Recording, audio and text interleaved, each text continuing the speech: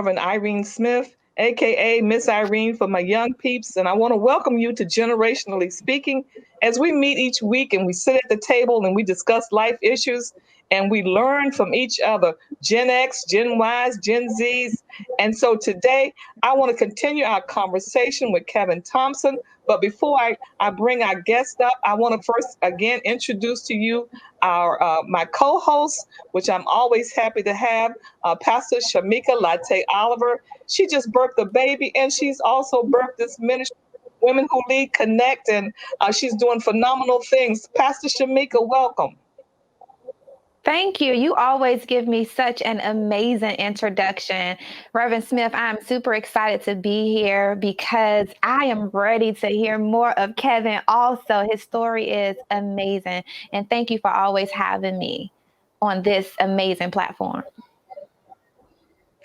And also, let me welcome, you know him as that Dallas Cowboy fan. I don't understand it, but here he is, this Washingtonian, Minister James Durham. Minister Durham, it's good to have you.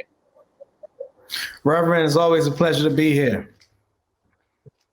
And I always say week after week, he's a mentor to young men of all ages, using the Nehemiah principle to build the lives of men and young boys as well.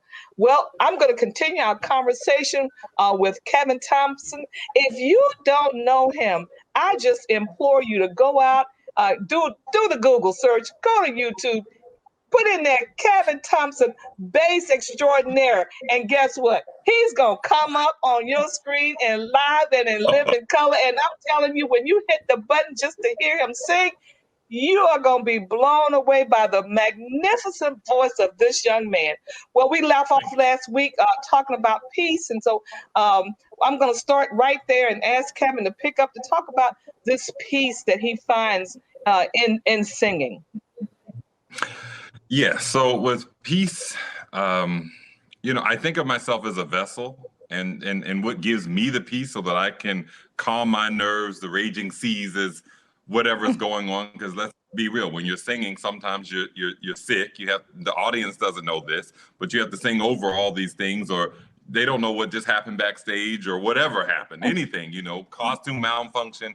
I always say to myself, of course, I pray, but I also say that, God, I am a vessel and please use me to get your message out.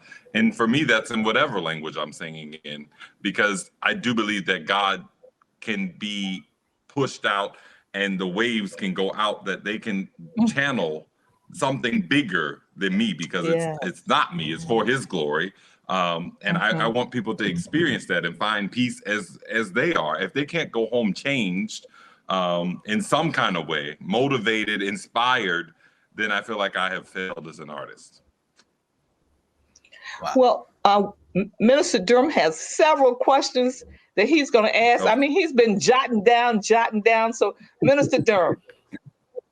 Yeah, your story is so rich and just full of just awesomeness. It's a lot to get into. So I want to ask you, one, you mentioned how God gives us clues in what we are to do. And then you mentioned how when you were in high school and you were studying the tapes, the music, that God clearly spoke to you and said, this is what you are to do. You're going to be an opera singer. You also mentioned how you've been in church since you were a little boy, gave your first solo in church at 3 years old. Oh my goodness, what talent. But I wanted to ask, what role did God, or how has God, your relationship with him shaped your career and brought you along this journey?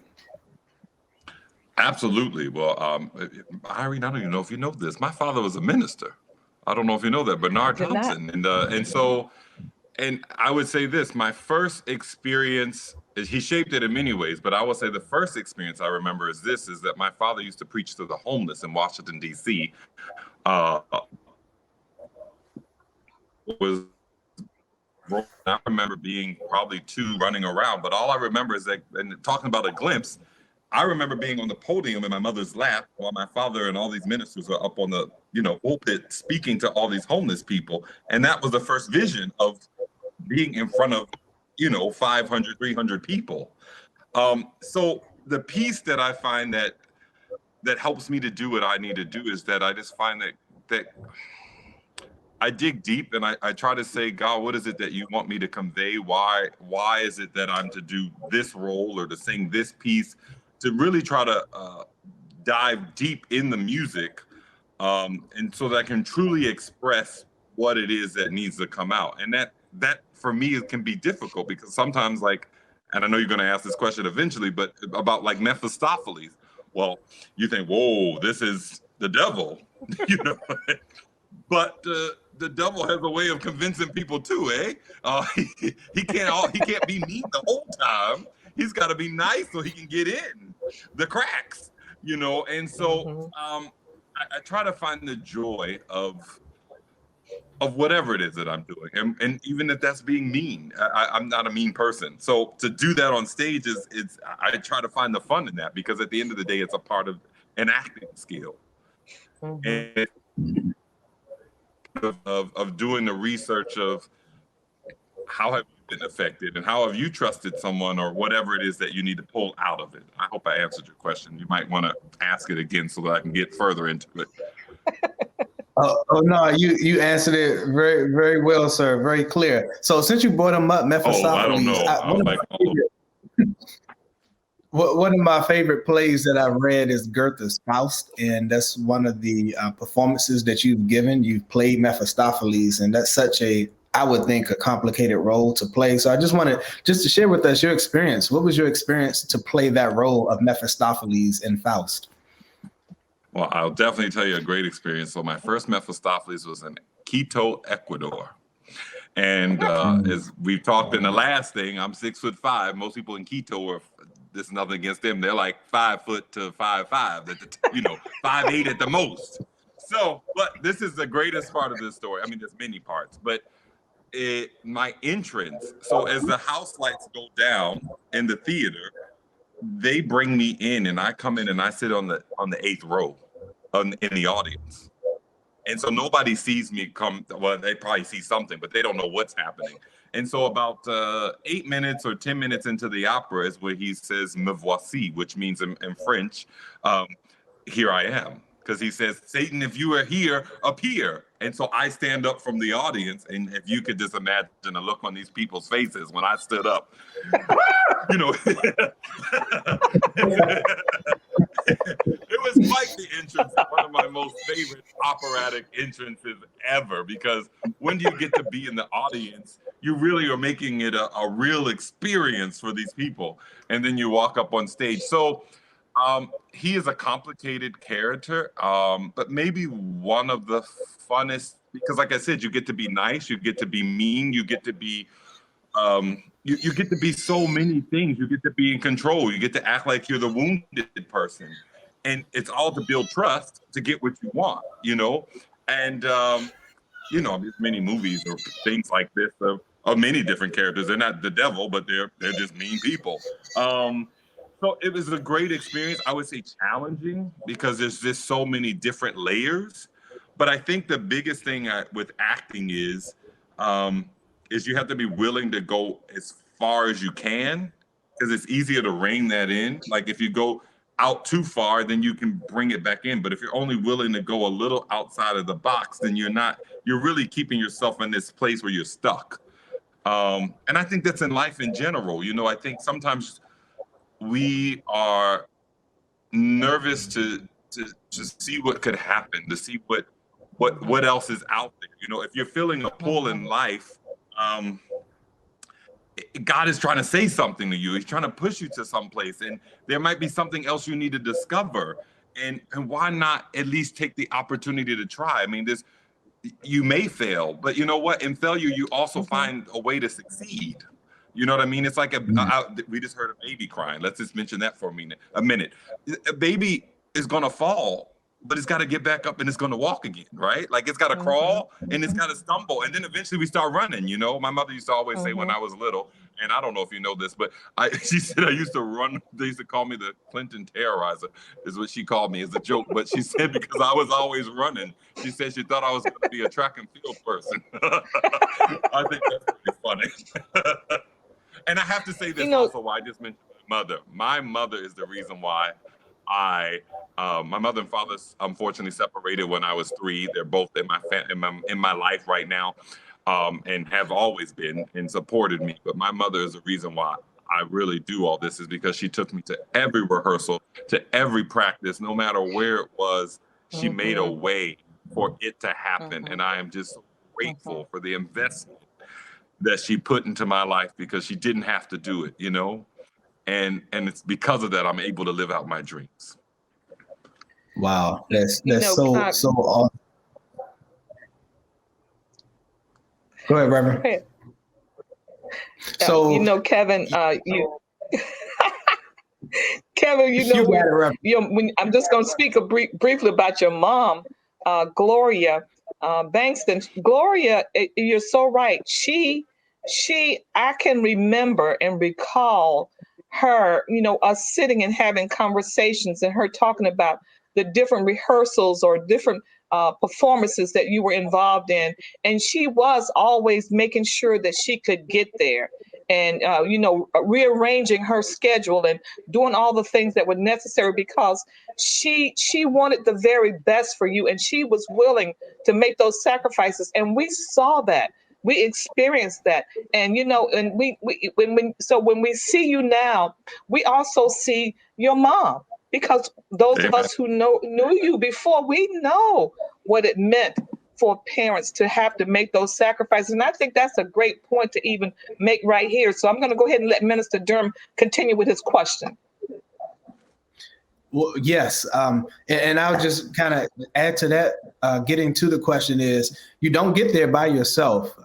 You don't get to high heights of success, and you just don't get there by yourself. It takes so much. So it's so great for you to give that shout out to your mom. And with what you shared about your mom, you mentioned that she took you to so many practices and rehearsals.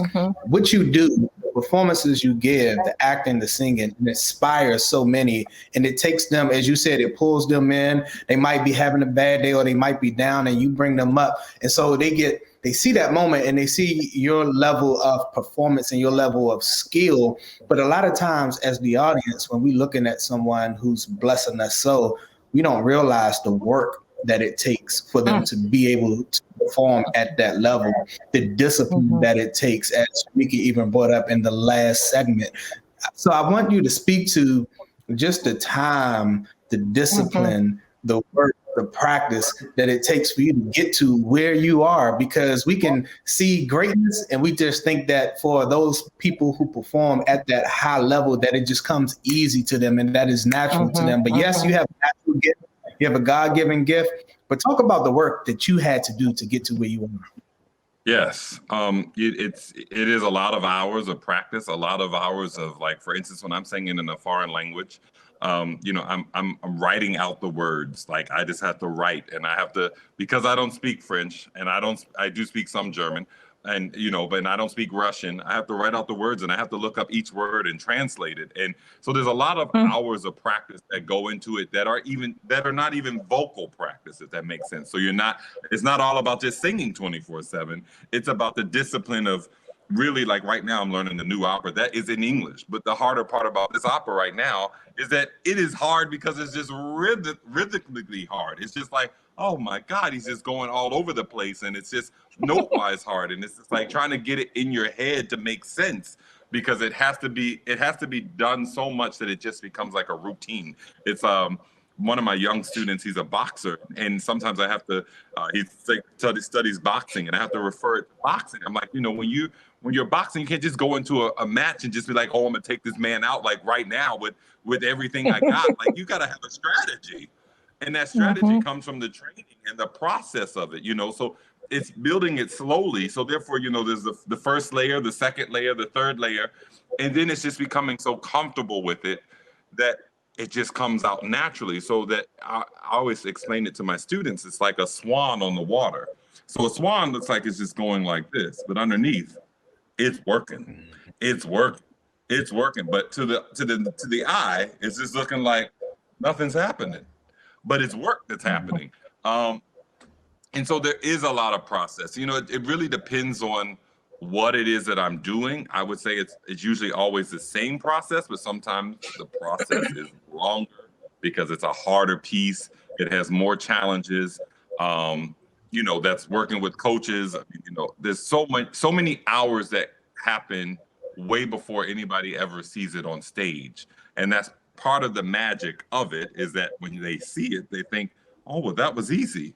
But they don't know all that you went through before, you know what I mean? And maybe even what you're going through that day. I mean, I remember doing a performance at City Opera at the Lincoln Center, Rose Building, and on opening night, I woke up and I was like freezing. I was half hoarse. I was everything, and it was like I was having all these flu symptoms. And I called my manager, and I didn't know what else to do at this point. I'm like, I'm not feeling well, and he's like, okay. I said, don't say anything yet. I will let you know something by 12, because the show is not until 8:00. But I'm just not feeling well at all, and I never have called and said I'm not feeling well. Even if I wasn't feeling well, there's a way to get over it. So I just started doing my routine of what I knew to get rid of it. And that was eating raw garlic, which is disgusting. But I was like, I got to get whatever is fever and all this out of me, and just started steaming and taking the shower and just kept steaming. And I would say by, I guess it was by 12, I knew that I was going to be able to do it. I was not 100% yet, but I was like, I knew that I was going to be able to come through. And I just prayed, of course, and then I just kept doing my routine and drinking the things my potions that I have that are natural stuff to get me ready. And opening night, that night happened, and I'll never forget it. It was a little nerve-wracking. I wouldn't let anybody know that it was that nerve-wracking for me, but I was definitely a little shooken. And I opened my mouth, and I'll never forget, one of the reviewers said, when Kevin Thompson opened his mouth, it was like he ripped you by the shirt and pulled you in. And I laughed at it, because I'm thinking, this poor man doesn't know. I was hoping my voice was going to work. He doesn't know. And I was like, let's just hope this happens.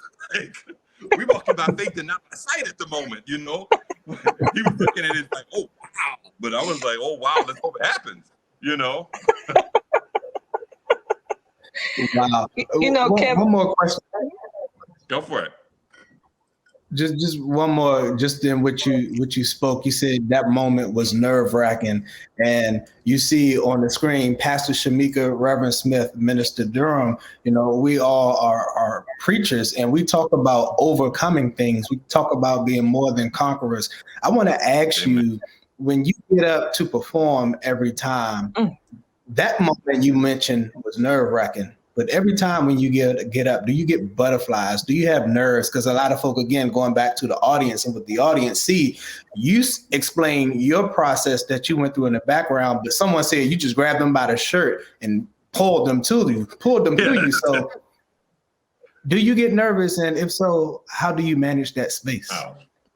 So I do remember the first time. So I'll answer the question and then I'll go into this.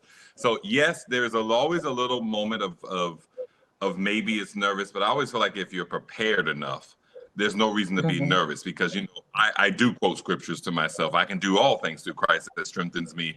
Life and death is in the power of the tongue. And so you have to speak what it is that you want, and you need to be speaking it before that moment.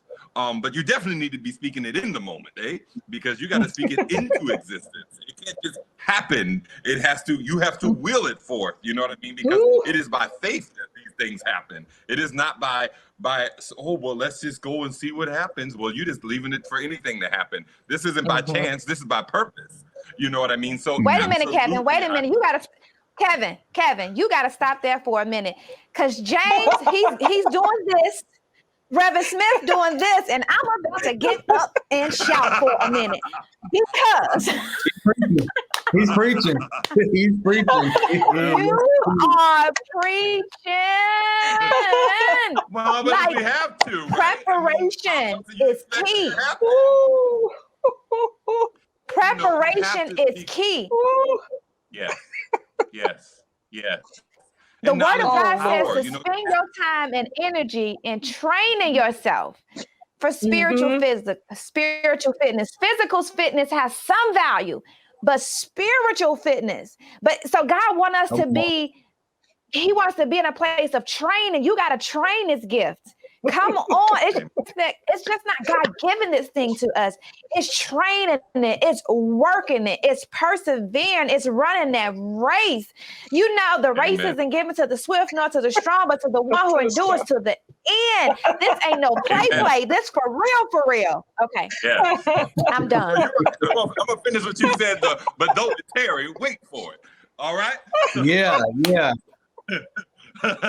Because it will come. You know, yes, and with that said, you know, we do have to, you know, because it's not going to happen by chance. I mean, we really do have to believe that our efforts and that our work will show forth the fruit of our labor. And with all things God are possible. So with that said, with nerves, I do remember I used to get nervous singing. And I remember the last time I would say that I allowed myself to get rid of that. And I you know, there is always something, but I have to turn it off. And I always say it's like a light switch.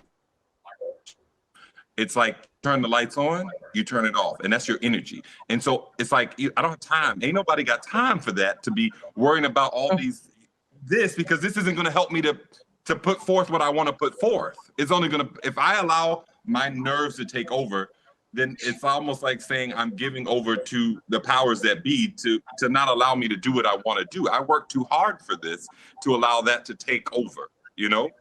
That's easier said than done, but it's definitely a practice that has to happen.